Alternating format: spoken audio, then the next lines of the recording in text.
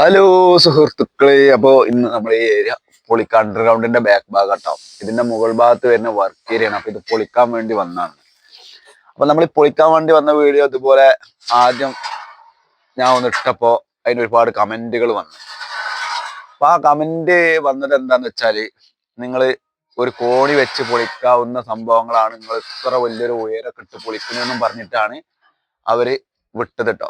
അപ്പൊ ഇത് ഉയരിടുക എന്ന് പറഞ്ഞു കഴിഞ്ഞാൽ ഇപ്പൊ നമുക്ക് ഞാനടക്കം ഇവിടെ ഇവര് 3 കൊൽക്കത്തക്കാരുള്ളത്, പിന്നെ ഒന്ന് ഞാനുമാണ്. അപ്പോ ഇവരും മനുഷ്യന്മാരാണ്. ആ ഒരു പരിഗണന ഇവർക്ക് കോണി വെച്ച് പൊളിച്ചാൽ മതി, നമുക്ക് കോണി വെച്ച് പൊളിച്ചോളൂ എന്നൊക്കെ പറയാം. പക്ഷെ സേഫ്റ്റി ഉണ്ടല്ലോ, അത് നമ്മൾ ചെയ്തിട്ടില്ലാണ്ടെങ്കിൽ ഇതിപ്പോ ഒരു 5 അടി 6 അടി ഹൈറ്റിലാണ് ഇപ്പൊ ഈ ഉയരട്ടുള്ളത്. ഈ ഉയരത്തിമെന്ന് വീണാലും നമുക്ക് എന്തെങ്കിലും സംഭവിക്കാം. പിന്നെ ഒരു 50 കിലോ 45 കിലോ വെയിറ്റ് ഉള്ള ഈ സ്പാനാണ് ഇവർ പൊക്കണത്. അപ്പോ ജനങ്ങൾ കമന്റ് ഇടുമ്പോ ഒന്ന് ശ്രദ്ധിക്കണം. നിങ്ങളൊക്കെ ഇങ്ങനെ ഉയരട്ട് പൊളിക്കണോ, എന്തിനാണ് ഇത്ര മല്ലൊക്കെ, നിങ്ങളൊക്കെ പറച്ചിൽ കേട്ട അത്ര മല്ലില്ല എന്നൊക്കെ. സംഭവം ശരിയാണ്, കോണി വെച്ചിട്ട് പൊളിക്കുക. പക്ഷെ അതിൽ കാര്യമില്ല, ഇത് വീണ് കഴിഞ്ഞാൽ ആരും നോക്കാണ്ടാവില്ല എന്നുള്ള ചിന്താഗതി നമുക്ക് ഉണ്ടാവുക നല്ലതാണ്.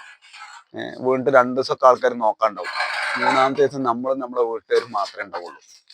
അപ്പോ ആ ഒരു ചിന്താഗതി ഉള്ളത് കൊണ്ടാണ് ഞാൻ ഇവരോട് പറയാറുള്ളത്, നല്ല ഉയരിടുക.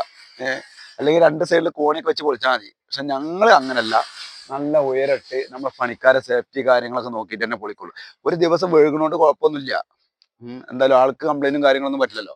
അപ്പൊ കമന്റ് ഇടുന്നവര് ഇങ്ങനൊക്കെ നിങ്ങൾ ഇത്ര എന്താ നിങ്ങൾ ഭയങ്കര പൊലിപ്പിക്കലാണല്ലോ, ഇത്ര പൊലിപ്പിച്ചിട്ടൊന്നും പൊളിക്കേണ്ട ആവശ്യമില്ല, അങ്ങനല്ല, ഇതൊക്കെ ഞങ്ങൾ സിമ്പിളായിട്ട് സിമ്പിളായി നമുക്ക് പൊളിക്കാൻ അറിയാനിട്ടൊന്നുമല്ല, ഇതാണ് സംഭവം. അപ്പോൾ നമ്മൾ ഉയരൊക്കെ ഇട്ട് ഞങ്ങൾ പണിക്കാരെ സേഫ്റ്റി കാര്യങ്ങളൊക്കെ നോക്കിയിട്ടാണ് ചെയ്യാറുള്ളത്. ഓക്കെ.